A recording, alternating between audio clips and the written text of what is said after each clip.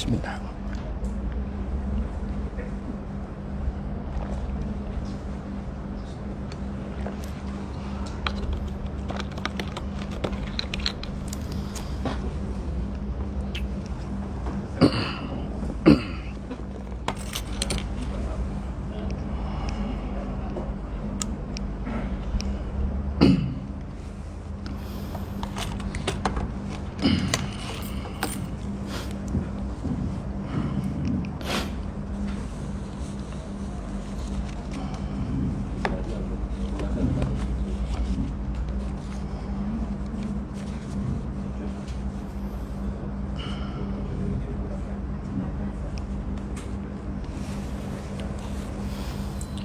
Assalamualaikum warahmatullahi wabarakatuh.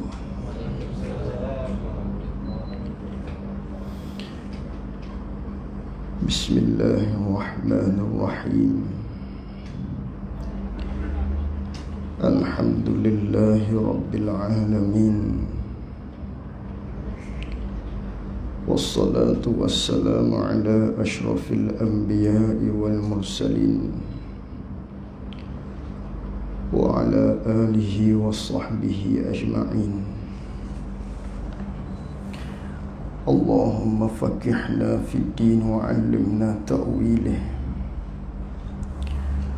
Allahumma faqihna fid din wa 'allimna ta'wilih. Allahumma faqihna fid din wa 'allimna ta'wilih. Allahumma nawwir qulubana binuri hidayatika kama nawwaltal arda binurika syamsika abadan abada birahmatika ya arhamar rahimin. Rabbi shrah li sadri wa yassir li amri wahlul 'uqdatam min lisani yafqahu qawli. Allahumma salli wa sallim ala sayyidina wa maulana Muhammad. Qala Allah ta'ala wa huwa asdaqul qailin. A'udzu billahi minasy syaithanir rajim. وَإِذْ أَخَذَ رَبُّكَ مِنْ بَنِي آدَمَ مِنْ ظُهُورِهِمْ ذُرِّيَّتَهُمْ وَأَشْهَدَهُمْ عَلَى أَنْفُسِهِمْ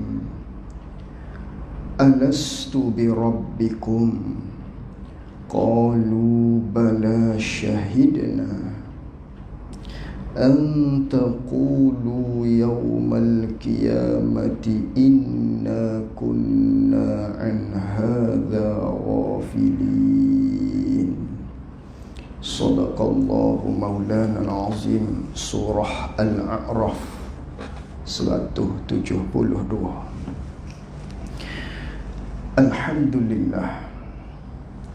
Pertama-tamanya kita merafakkan rasa syukur kita kepada Allah Subhanahu wa ta'ala kerana pada malam ini dapat kita berkumpul bersama-sama menunaikan solat fardu maghrib secara berjamaah. Seterusnya kita dapat bersama-sama di dalam majlis ilmu yang mana saya berbesar hati mengucapkan jutaan terima kasih kepada pihak Surau An-Nur Seremban Negeri Sembilan ini yang menjemput hamba untuk berkongsi muzakarah sekaligus berkenalan dengan jemaah di surau ini. Muslimin muslimat yang dirahmati oleh Allah Subhanahu wa ta'ala,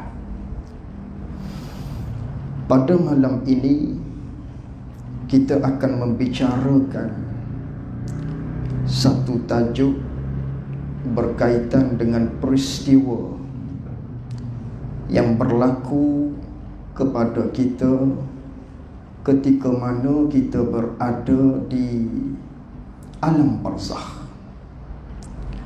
di mana barzakh bermaksud sempadan ataupun pemisah.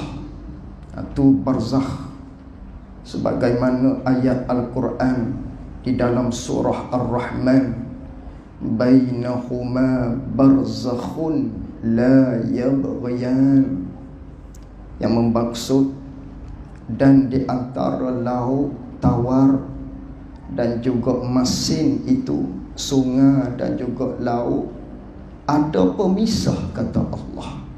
Itu barzakh, pemisah. Jadi ini pun sama, yang kita nak bicara ialah alam barzakh. Jadi alam barzakh ni ialah alam pemisah, alam yang menjadi suatu sempadan antara kehidupan dunia dan juga kehidupan akhirat. Maka yang menjadi pemisah itulah nama barzakh, yang kita maklum iaitulah ketika mana seseorang itu tercabut rohnya, nyawanya daripada tubuh badan jasad yang dikenali dengan kematian, maka kita pun dikuburkan. Itulah nama barzakh. Barzakh iaitulah satu alam yang menjadi pemisah antara dunia dan juga akhirat, ataupun kita panggil alam kubur. Yang mana kubur ni, kata Nabi SAW, innal qabra awwalu manazilil akhirah.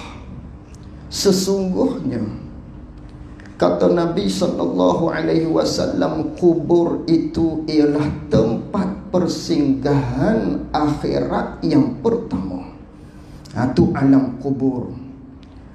Fa inna jaminhu fama ba'dahu aisaru minhu. Maka barang siapa yang selamat ketika mana berada di dalam kubur, maka yang selepasnya mudah baginya. Wa illam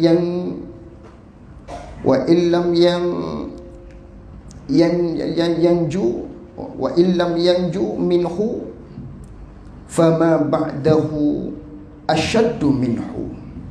Sebaliknya, sekiranya seseorang itu dikubur tu tak selamat dah, maka hak selepas daripada tu lebih berat bagi dia. Tu hak kita akan lalui bersama. Semua manusia kena lalu benda-benda ni semua.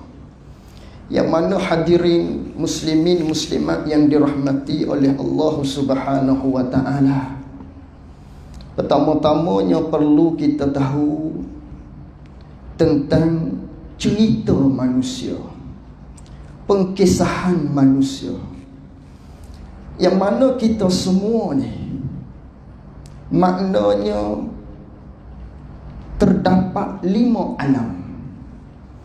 Yang mana alam yang pertama dikenali dengan alam zurri ataupun alam dhar, alam zuriat,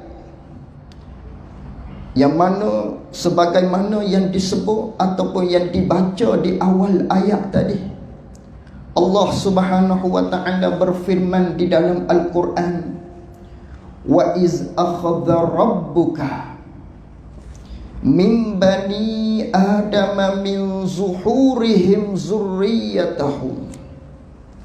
Sebutkan olehmu ya Rasulullah, mu cerita ya Rasulullah kepada umat kamu, di mana pada satu ketika, satu masa dulu, Allah Ta'ala mengambil daripada anak cucu Nabi Adam alaihi salam, daripada segala zuriat-zuriat, daripada belakang sulbi Nabi Adam alaihi salam. Ketika tu kita berada di alam zurri, semua manusia, sama ada yang beriman, sama ada yang kufur kepada Allah, semuanya berada di alam zurri. Apa tu alam zurri? Satu alam yang kita semua ni berada pada sulbi Nabi Adam alaihi salam. Zuriat-zuriat, benih-benih yang akan lahir ke dunia, benih-benih yang akan lahir ke dunia daripada anak Nabi Adam hinggalah akhir zaman umat Nabi Muhammad sallallahu alaihi wasallam, hingga berlaku kiamat. Maknanya semuanya berada di sulbi Nabi Adam alaihi salam, yang dikenali dengan alam benih kita pada ketika itu. Maka ketika itu Allah Ta'ala mengeluarkan daripada sulbi Nabi Adam alaihi salam tadi benih-benih anak dia keluar. Benih anak Nabi Adam tu pula keluar cucu Nabi Adam. Cucu Nabi Adam tu pula keluar pula benih-benih. Benih-benih tadi bertaburan lah kalau kita kata. Bagaimana wallahu a'lam. Bagaimana hakikatnya wallahu a'lam. Tapi diceritakan di dalam Al-Quran, wajib kita beriman dengan dia. Atau kita ketika itu semuanya ada. Tidak akan berlaku hari kiamat, tidak akan berlakunya hari kiamat itu sehinggalah segala benih-benih pada ketika itu menjadi manusia kesemuanya. Tak akan berlaku kiamat sehingga habis kesemuanya hak benih-benih tadi menjadi manusia, dibangkitkan di atas muka bumi ini. Maka pada ketika itu kata Allah Subhanahu wa ta'ala, Allah Ta'ala mengambil penyaksian di atas mereka itu benih-benih. Allah Ta'ala buat agreement, Allah Ta'ala buat perjanjian, Allah Ta'ala buat satu perjanjian agreement dengan kita-kita semua ni. Sama ada hak berimankah pada ketika ini ataupun hak tak beriman, semuanya diambil perjanjian oleh Allah Subhanahu wa ta'ala, yang dikenali ketika itu namanya alam benih, alam zuriat. Ni alam yang pertama yang telah kita lalui. Apa perjanjian? Apa agreement yang kita sign dengan Allah Subhanahu wa ta'ala? Allah Ta'ala tanya, alastu bi rabbikum, adakah semua kamu ni menyaksi aku ni Tuhan kamu? Aku ini ialah Rabb kamu? Qalu, berkata semua benih-benih pada ketika itu di alam zurri tersebut, bala syahidna, sungguhnya kami menyaksi, kami buat pengakuan bahawasanya engkau ialah Tuhan kami, engkaulah Rabb kami. Dengan maknanya kami berjanji kelak akan datang, manakala kami menjadi manusia, dibangkitkan jadi manusia tubuh badan jasad hidup, kami akan mengikut segala apa yang kamu suruh, dan kami akan tinggal segala perkara yang kamu larang. Itu janji kita dengan Allah. Hikmahnya perjanjian tersebut, antaqulu yaumal qiyamati inna kunna an hadza ghafilin. Nanti kita di akhirat, kita tidak akan lagi kata lupa, ya Allah, mana janji kami ya Allah. Tak ada. Ada agreement telah dibuat oleh Allah Subhanahu wa ta'ala. Bila di alam zurri. Ingat? Tak ingat. Tak ingat sebab lama. Hak kemarin dulu kita makan apa pun tak ingat dah. Apatah lagi hak ni, hak lama. Dengan makna itulah hikmah Allah Ta'ala bangkitkan Rasul. Allah Ta'ala utuskan Rasul agar menceritakan perjanjian kita dulu sewaktu di alam zurri, nak sembah Allah, mengaku Allah ialah Tuhan kita, nak turut segala hak Allah suruh, nak tinggal segala apa yang Allah larang. Akhirat maknanya kita sudah ada janji, maka kita tak boleh nak kata tak sama sekali, tak boleh. Kerana ada janjian tersebut, ada pengakuan tersebut, telah diambil agreement. Sebagaimana kita ni jual tanah lah, jual tanah 1 ekar misalnya, dah lama terlupa, jual ke tak, jual ke tidak. Orang ni pun kata, ni tanah aku, mu jual pada aku dulu, mu tak ingat ni. Nak buat macam mana pembuktian dia? Agreement, grant dan sebagainya. Ini pun sama. Allah Ta'ala telah buat agreement dengan setiap manusia, yang mana kita semua ni telah mengaku Allah ialah Rabb, Allah ialah Tuhan dengan secara langsung, iaitu kita nak turut segala perintah Allah, nak tinggal segala larangan daripada Allah Subhanahu wa Ta'ala. Jadi itulah muslimin muslimat yang dirahmati oleh Allah Subhanahu wa Ta'ala. Alam yang pertama telah kita lalui. Kemudian manakala begitu, berpindahlah daripada benih yang terdapat di sulbi Nabi Adam alaihi salam, berpindah kepada rahim Hawa. Lahirnya anak Nabi Adam alaihi salam. Kemudian berpindah lagi daripada benih tersebut kepada rahim isterinya. Keluarlah, bertaburan keluar, berpindah, saling berpindah, berpindah, saling berpindah, sehinggalah kita sekarang. Di kita ni ada ni benih anak kita. Di benih anak kita tu ada benih cucu kita. Begitulah sehingganya akan dilahirkan segala-gala manusia tadi, hinggalah berlakunya hari kiamat. Itu alam yang pertama, alam zurri, alam benih. Maka berpindah pula kepada alam yang kedua yang dinamakan dengan alam janin. Itu maklum di kita. Waktu kita berada dalam perut ibu kita, alam janin. Maka lahirlah kita yang seterusnya kepada alam yang kedua, iaitulah alam dunia. Ini luar alam dunia. Tadi duduk di alam alam janin, itu sempit. Duduk dalam perut, sempit saja, tapi boleh hidup, makan, sehat, bugar keluar-keluarnya. Ini setelah mana keluar, ini nama dia alam dunia. Ini alam yang ketiga yang kita lalui sekarang ni. Anak-anak kita hak bakal lahir tu tak lalui lagi ni, alam yang ketiga. Kita telah lalui 3 alam. Alam zurri, alam janin, dan sekarang alam dunia. Apa alam dunia?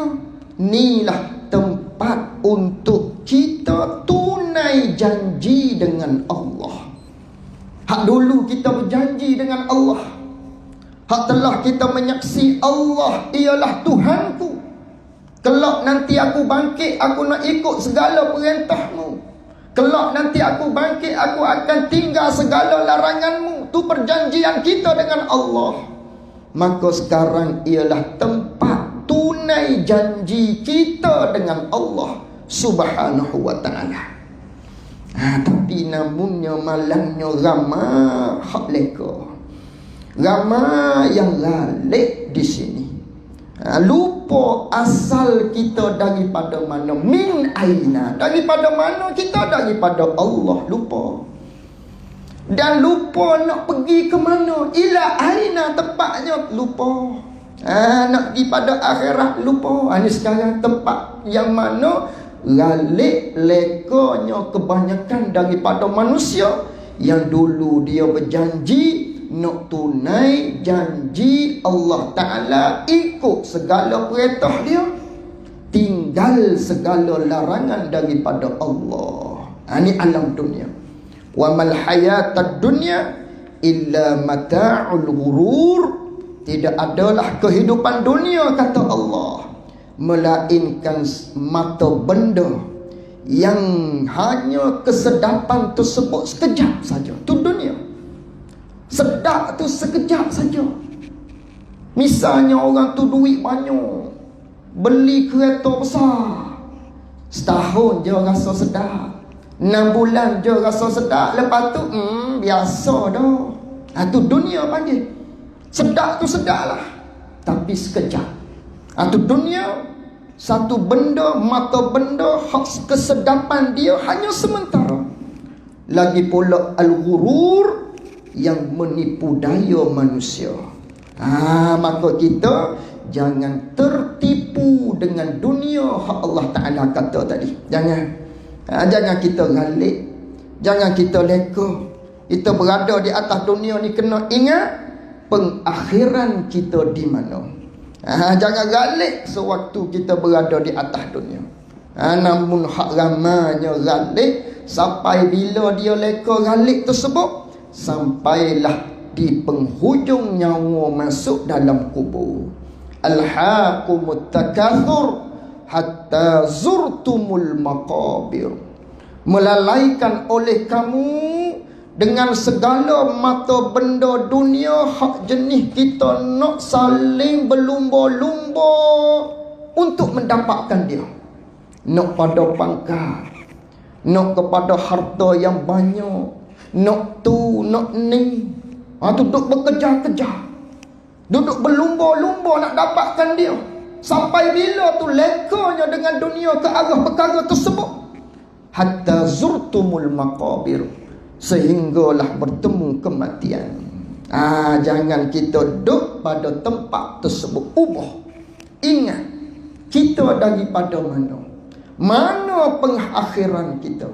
Mana tempat tuju kekal abadi kitanya? Mana tujuan asal kitanya? Yang mana Nabi SAW bersabda, Al-Kayyisu man dana nafsahu wa amila lima ba'dal maut, wal ajizu man ittaba'a nafsahu hawaha.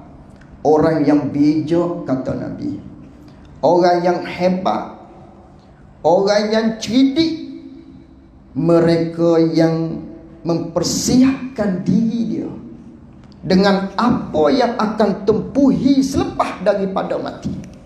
Ini orang yang cerdik. Siap diri, mempersediakan diri dia untuk apa hak dia nak lalui nanti. Itu orang cerdik, kata Nabi. Wal ajizu, sebaliknya orang yang bodoh, orang yang tak cerdik, ialah mereka yang mengikut semata-mata hawa nafsunya, duk jamu nafsu, lupa pada akhirat. Ni panggil dunia. Jangan kita galik leka di sini. Ingat ada lagi alam yang seterusnya hak kita nak tempuh, dan di sini ialah tempat kita nak tunai janji kita dengan Allah Subhanahu wa ta'ala. Tu alam dunia. Kemudian setelah mana ada di alam dunia, tak habis di sini, ada lagi alam yang keempat, namanya alam barzakh. Hak kita nak bicara malam ni sikit saja daripadanya. Kemudian setelah mana berada di alam barzakh, alam yang keempat, hak lagi akan datang kita berpindah. Bila? Tak tahu bila, tapi pasti akan berpindah. Kullu nafsin za'iqatul maut. Tiap-tiap yang bernyawa, tiap-tiap yang hidup dengan roh, pasti akan merasai kematian. Mesti. Itu keyakinan kita orang yang beriman. Bahkan orang kafir sekalipun dia mengaku, dia tahu, dia yakin akan mati, tapi keyakinan dia hasil daripada adab hak dia tengok. Dia tengok ayah dia mati, dia tengok tok dia mati. Tu dia tengok, yakin dia adanya mati dengan sebab adat. Kita orang beriman pada Allah dah. Hak tu satu dah. Yang keduanya, Allah janji. Syarak menceritakan tiap-tiap hidup dengan ruh pasti akan mati. Bahkan semuanya akan hancur berlakunya hari kiamat. Itu keyakinan kita. Maka kita ni akan pergi pula kepada sempadan pemisah antara dunia dan akhirat. Nama dia alam barzakh. Itu alam yang keempat. Maka setelah mana berada di alam barzakh, kita akan pergi satu alam lagi yang terakhir. Namanya iaitulah alam akhirat. Sinilah maknanya banyak tempat yang akan kita lalui. Padang mahsyarnya, titiang siratnya, timbang amalannya, berbagai-bagailah, hingga kita akan masuk ke dalam syurga Allah Subhanahu wa ta'ala. Mudah-mudahan, amin, kita berdoa sama-sama. Ini ialah kedudukan cerita kita selaku manusia. Ini cerita kita. Jadi muslimin muslimat yang dirahmati oleh Allah Subhanahu wa ta'ala. Jadi pada malam ni kita dengar satu kisah, satu cerita, yang mana ceritanya saya petik daripada kitab Daqaiqul Akhbar, dan kutip juga daripada kitab Ta'limul Aulad, tentang peristiwa yang pertama sekali setelah mana jasad kita tercabut daripada ruh, di mana katanya adalah orang-orang yang berpindah kepada barzakh itu. Siapa? Kita. Kita ni lah. Ataupun hak telah berpindah dah daripada mereka-mereka yang telah meninggal dunia, berpindah dah kepada alam barzakh, alam yang keempat. Di mana alam barzakh ini berpindahnya seseorang dinamakan dia telah pergi kepada alam barzakh, sama ada matinya dalam keadaan normal ditanam seperti biasa, ataupun kematiannya dimakan oleh binatang buas contohnya, ataupun kematiannya tenggelam di dalam air misalnya. Ikutlah mati lemah ke apa sekalipun, walau tak dikuburkan, panggil orang tadi telah pergi kepada alam barzakh. Walau tak ada kubur, walau ketiadaan kubur makom hak kita nak pergi ziarah, walau tiada, panggil orang tadi, tetap rohnya telah berpindah kepada alam barzakh. Pindahlah. Maka di perpindahan kepada alam barzakh itu untuk apa tu? Diperiksakan mereka itu di dalam kubur. Ada periksa. Bukan duduk saja di alam barzakh, duduk relax, mati, tunggu bangkit dah. Ada periksa. Itu di alam barzakh ada satu tempat tersebut di mana kita akan diperiksa tiap-tiap orang. Lalu tu, maka dahulu daripada datangnya muka dan nakir, sebelum marinya, tibanya, hadirnya malaikat muka nakir ni, datangnya terlebih dahulu sebelum datang malaikat muka nakir ni satu malaikat yang bernama Ruman, mukanya bercahaya seperti matahari. Ni peristiwa pertama, peristiwa mula-mula. Peristiwa ni diriwayatkan oleh Sayyidina Abdullah bin Salam, yang mana pada satu kali dia tanya Rasulullah sallallahu alaihi wasallam tentang apakah peristiwa yang awal-awal sekali ketika mana orang tadi masuk ke dalam kubur sebelum datangnya malaikat muka dan nakir.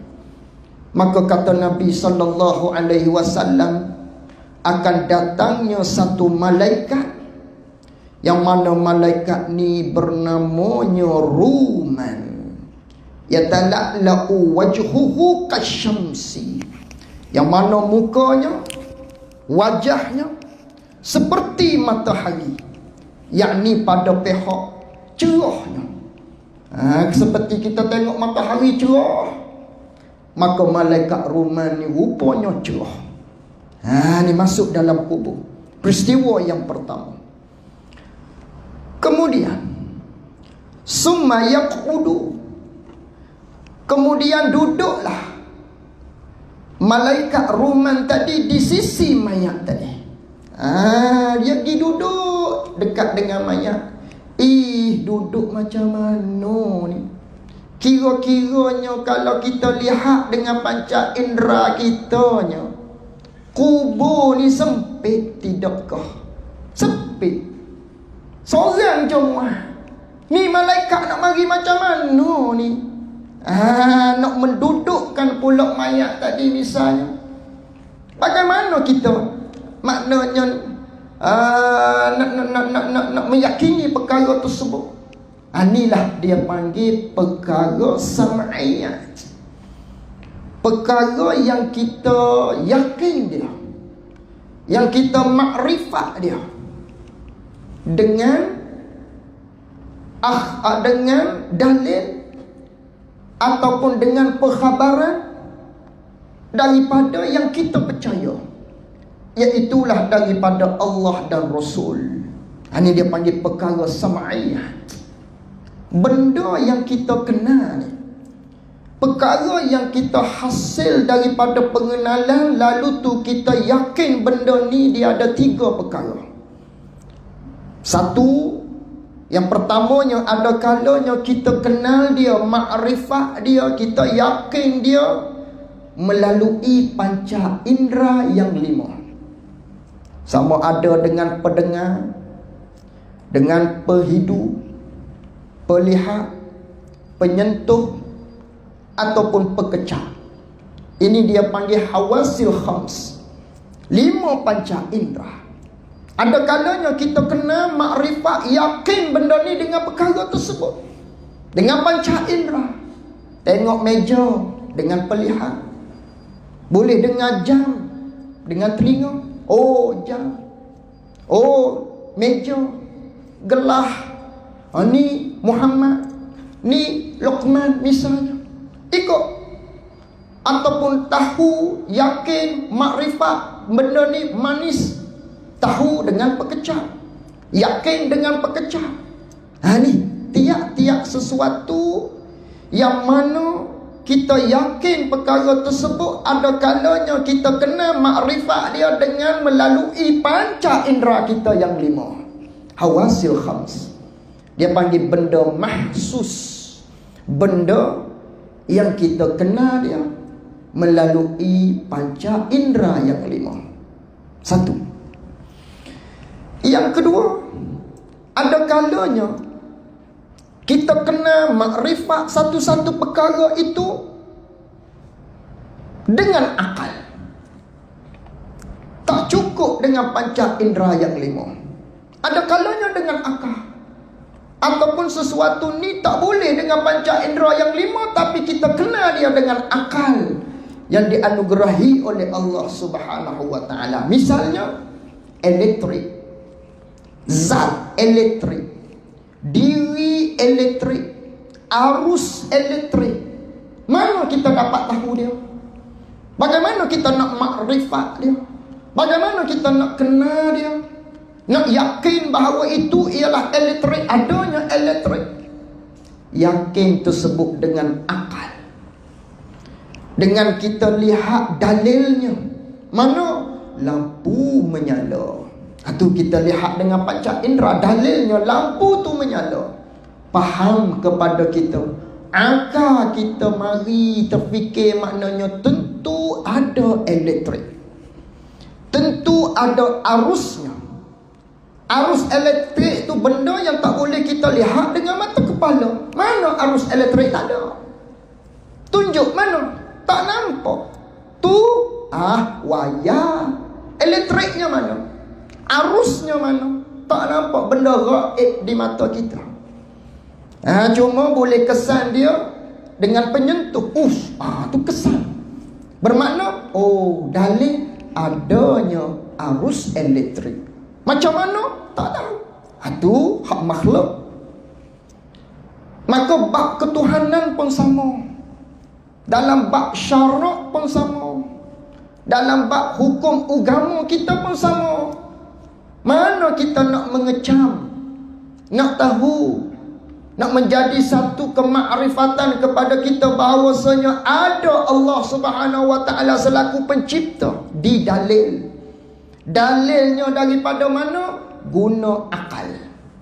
Makrifat daripada mana adanya pencipta? Dengan akal yang Allah Ta'ala anugerahkan kepada kita. Lihat kepada langit dan bumi. Lihat kepada turunnya hujan. Lihat adanya kemarau, tumbuhnya tumbuh-tumbuhan, adanya binatang-binatang, timbulnya manusia begitu begini. Ada yang mentadbir pastinya itu dengan akal. Dengan kita lihat kepada makhluk Allah Subhanahu wa taala, dengan kita lihat yang dia jadikan, pasti ada yang menjadi. Lihat pada athar, lihat kepada kesan, pasti ada muathir, pasti ada yang memberi kesan. Tengok di rumah kita, kita keluar daripada rumah pergi IKEA misalnya, pergi mana lagi, Tesco misalnya. Rumah kita, kita sudah cuci mop di lantai luar rumah kita, di pagar rumah kita, kita telah mop bersih-bersih dah.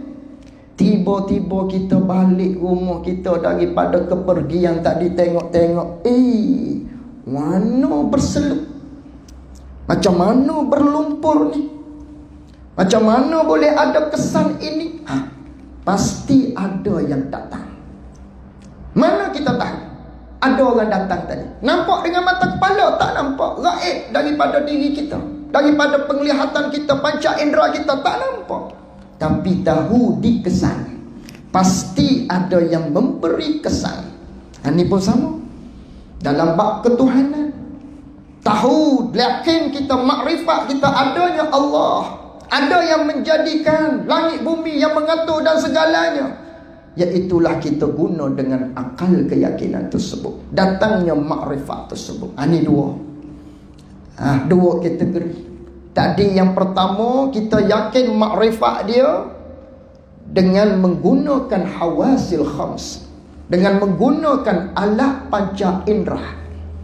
Yang keduanya, kita yakin dia makrifat dia dengan akal. Yang ketiganya, hak kita nak bicara, makrifat kita, keyakinan kita terhasil perkara tersebut, yakin dia, tahu dia, iaitulah dengan jalan ikhbar, dengan jalan sam'i, dengan jalan maknanya ada yang menceritakan daripada orang mereka ataupun yang kita percaya kepada dia. Siapa? Al-Quran dan juga hadis Nabi sallallahu alaihi wasallam, Allah dan Rasul.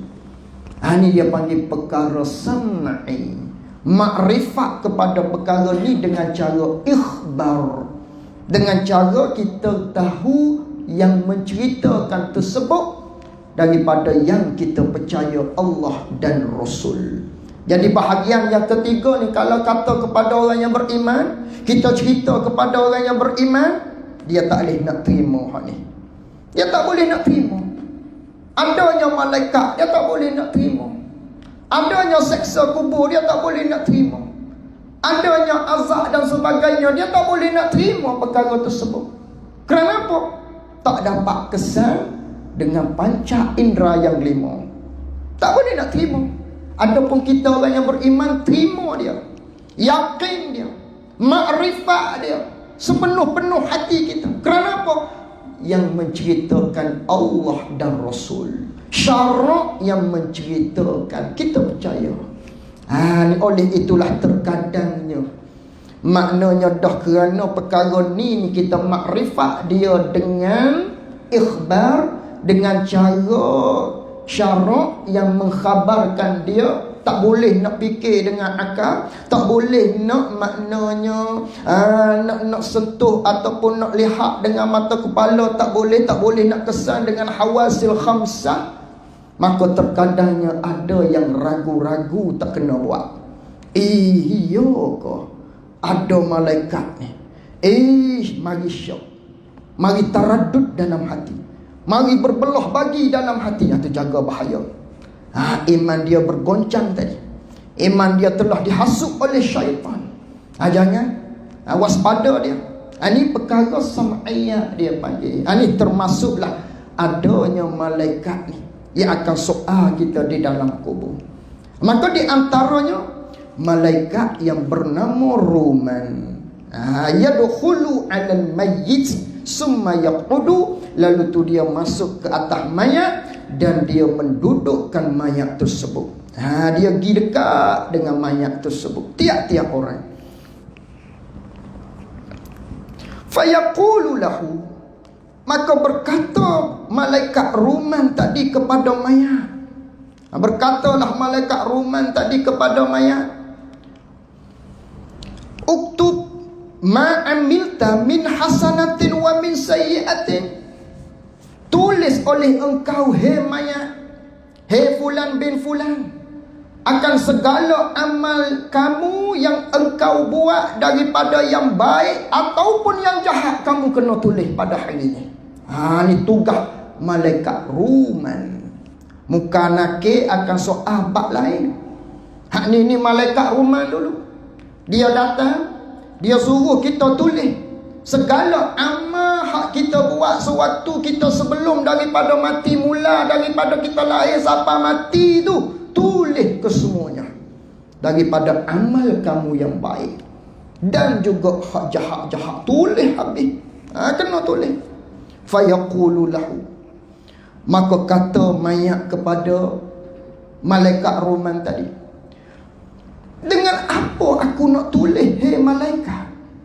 Di mana kalam aku? Di mana pensilnya? Dakwahnya? Alat-alat tulisnya mana? Bi ayyi syai'in aktub?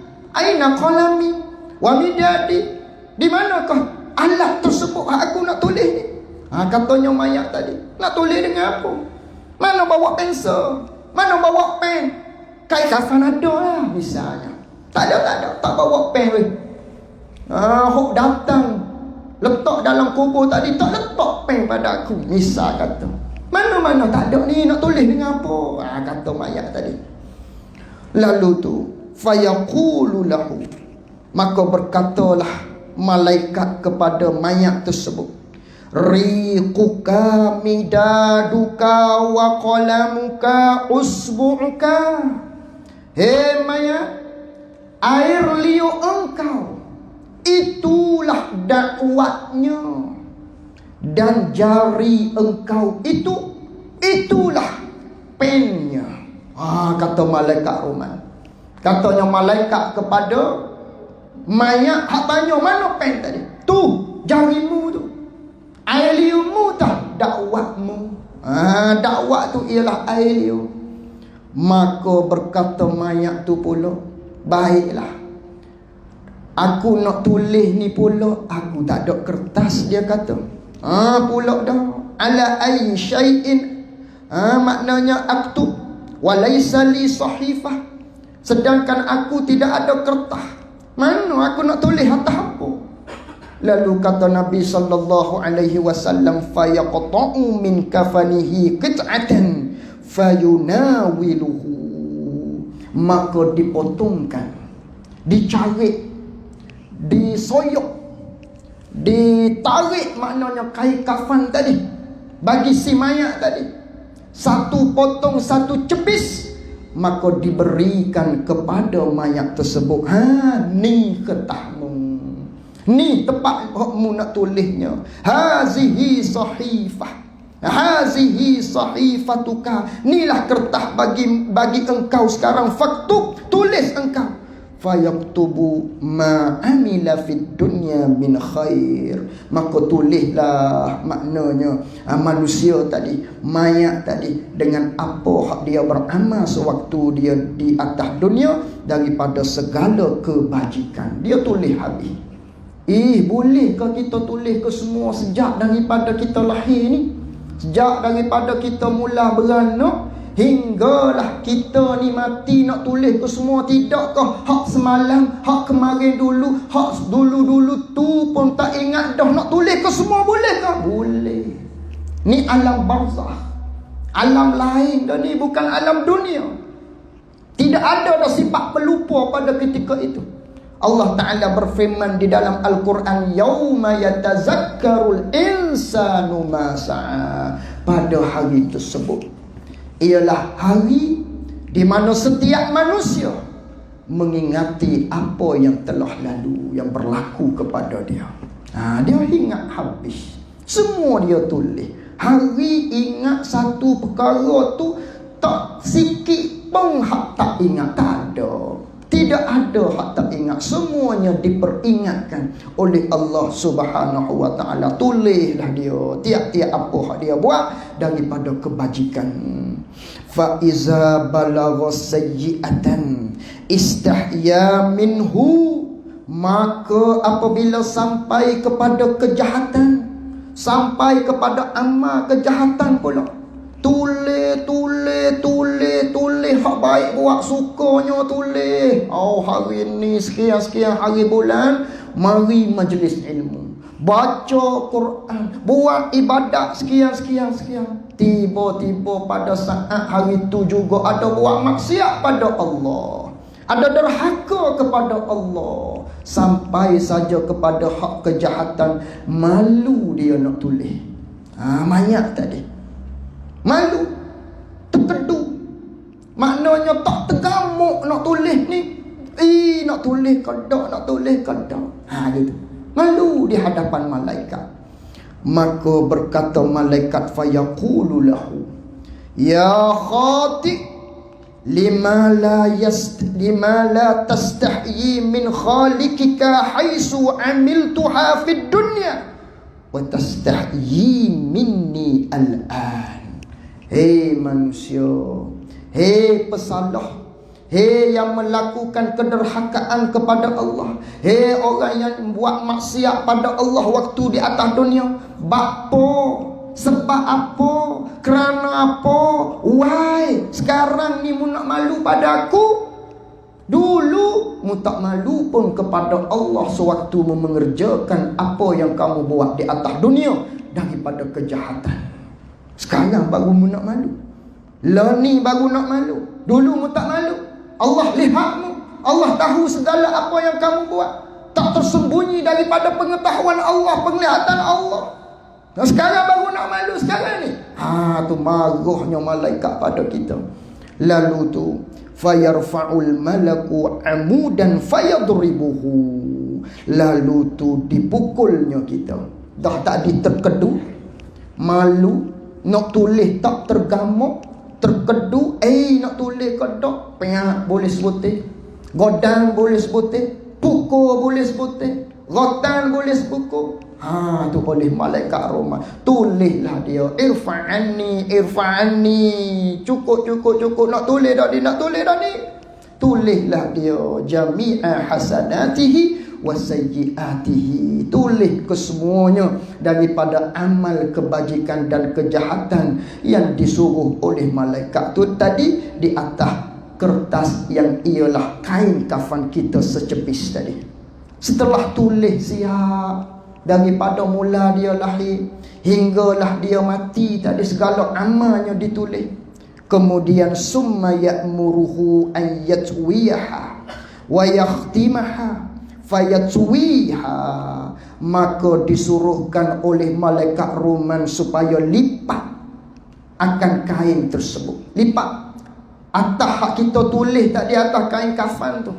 Guna air liur, guna maknanya jari, tulis.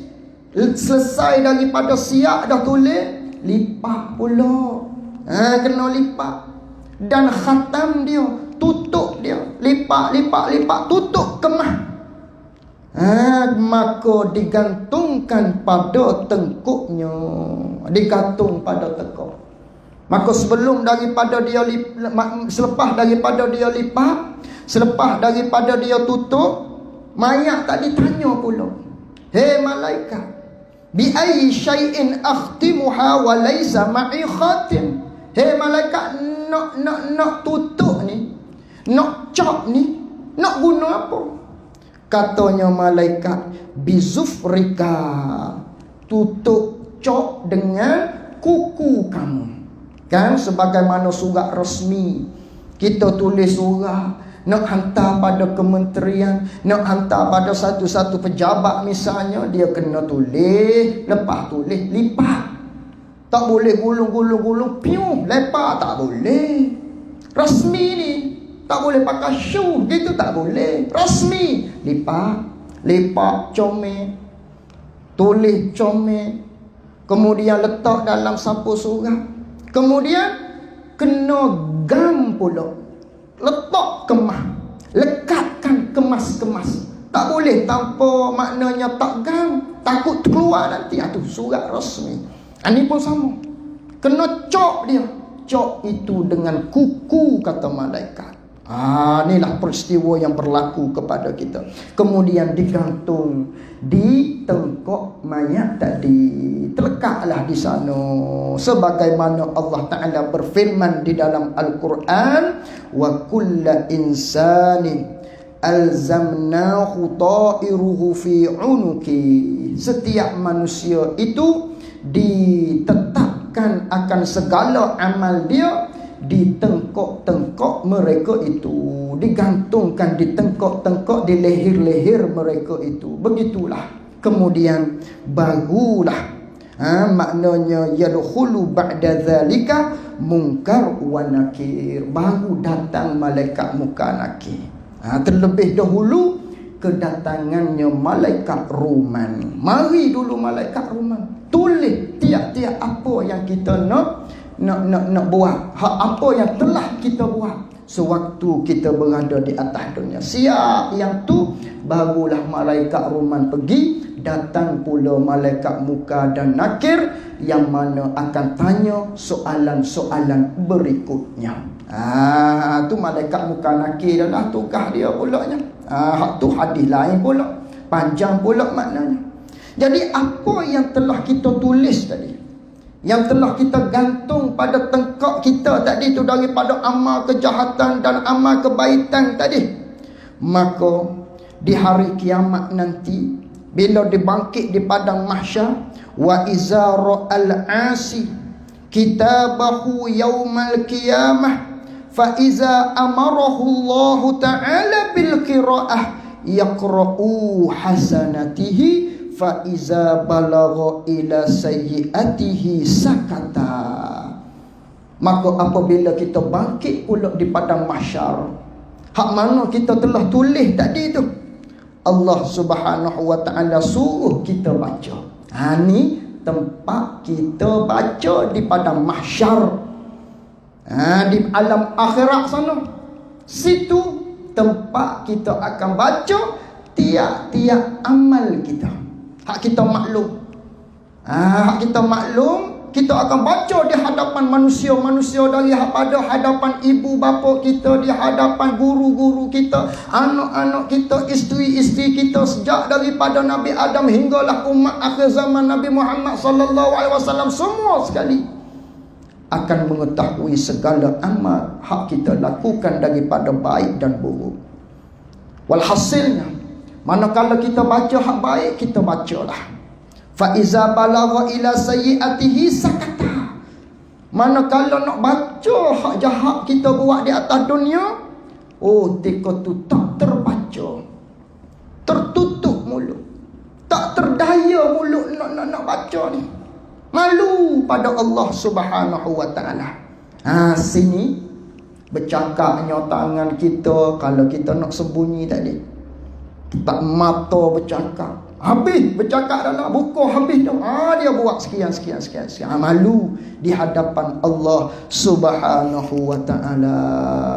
Maka Allah Ta'ala pun maknanya mengatakan, berfirman kepada manusia tadi, lima la taqra Kerana apa kamu tak baca?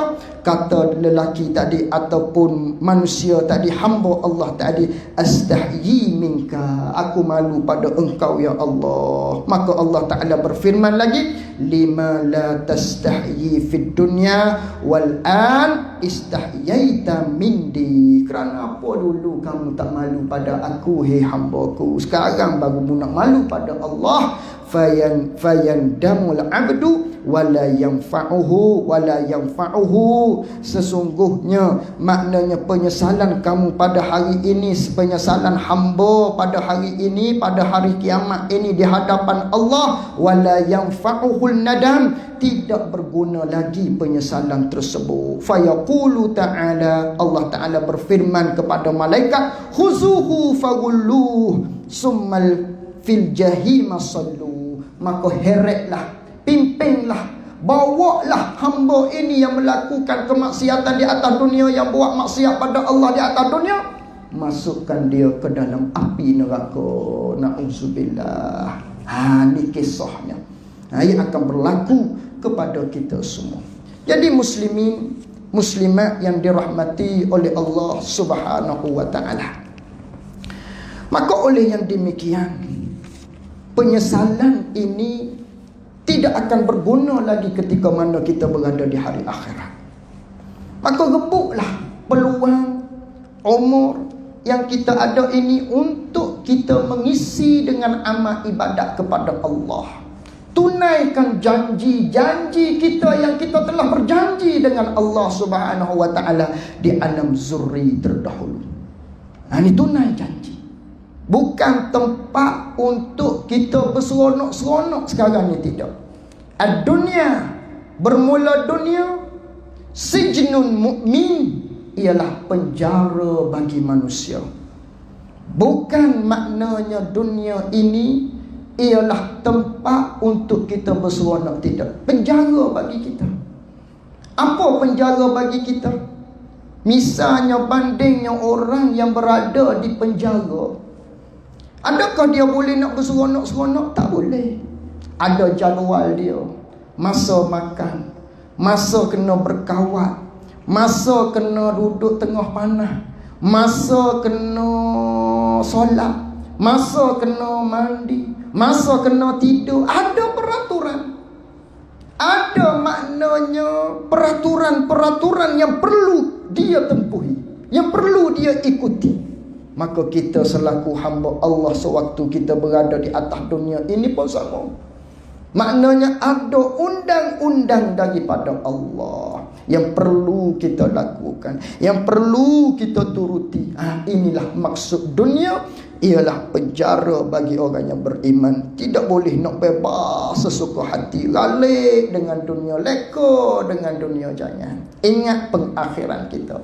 Nabi SAW bersabda, Nabi SAW bersabda, maknanya, kun fid dunya, jadikan diri kamu sewaktu kamu berada di atas dunia, jadilah waktumu berada di atas dunia ni ka'annaka gharib, jadi seperti orang yang pedagang, orang yang asing.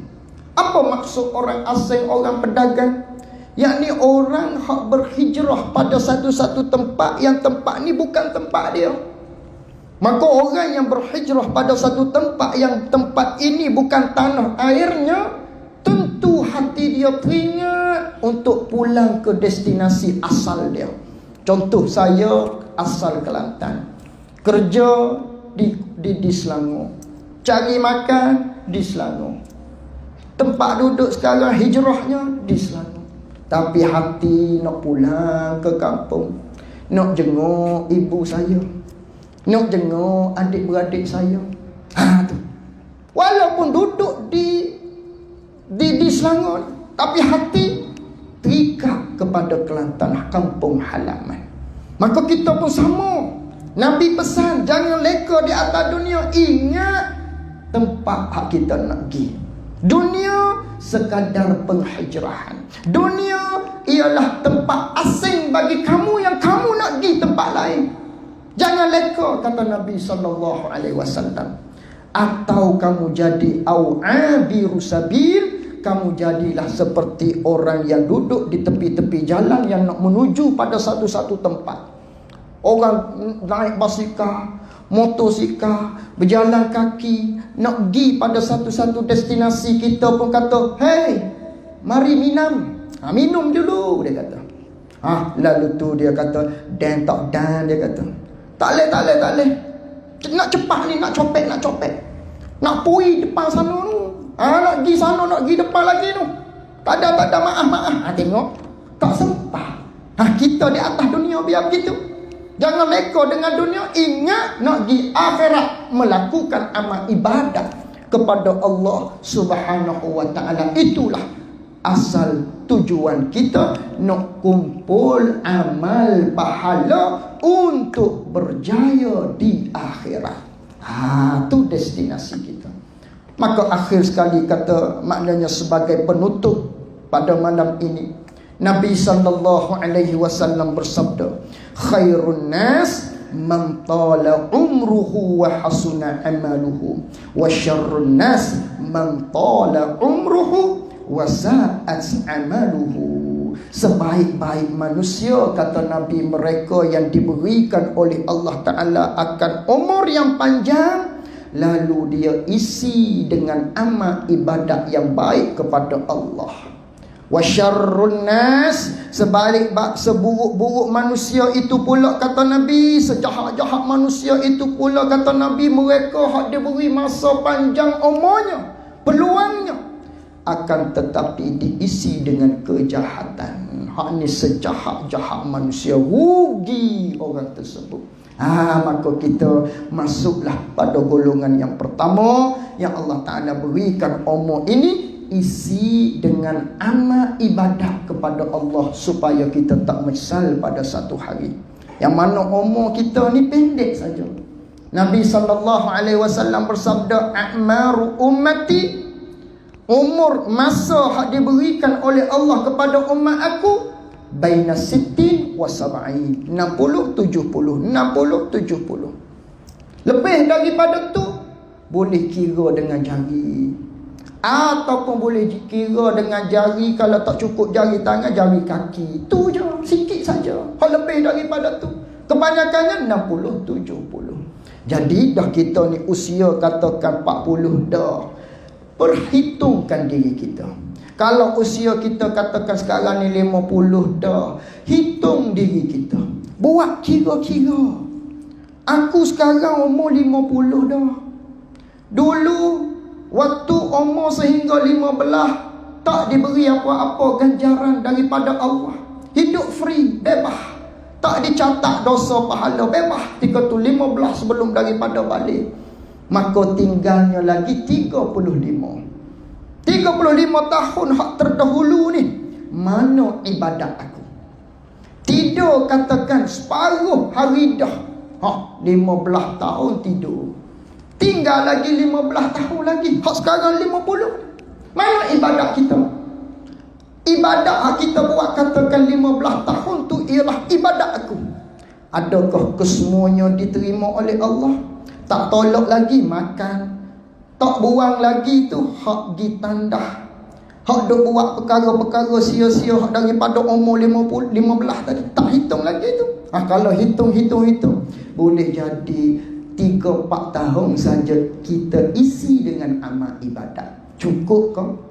Dengan 3-4 tahun tu sepenuhnya dengan amal ibadat hak kita isi untuk kita menghadapi persiapan kita selaku hamba Allah Ta'ala untuk menubuhi akhirat tersebut untuk berjaya. Hitung. Itu muhasabah diri kita masing-masing. Jadi perbanyakkan amal ibadat, khususnya ibadat yang mana Allah Ta'ala perintahkan kepada kita atas jalan wajib, dan hak sunat tu juga kita perbanyakkan dia. muslimin muslimat yang dirahmati oleh Allah Subhanahu wa taala. Jadi sekadar itu sahajalah untuk pertemuan kita pada malam ini. Saya mengucapkan jutaan terima kasih dan minta maaf banyak-banyak sekiranya terkasar bahasa dan sebagainya. Hazza wa billahi taufiq wal hidayah. Assalamualaikum warahmatullahi wabarakatuh. Cumanya ada pengumuman sikit. Ni daripada kawan saya lah. Dia ada bina madrasah dan mudirnya guru saya. Madrasah di Tanah Merah, Kelantan. Siapa yang nak buat sumbangan untuk bina madrasah tersebut, bolehlah, dengan harganya RM10 sahaja. RM10 sahaja. Wallahu a'lam.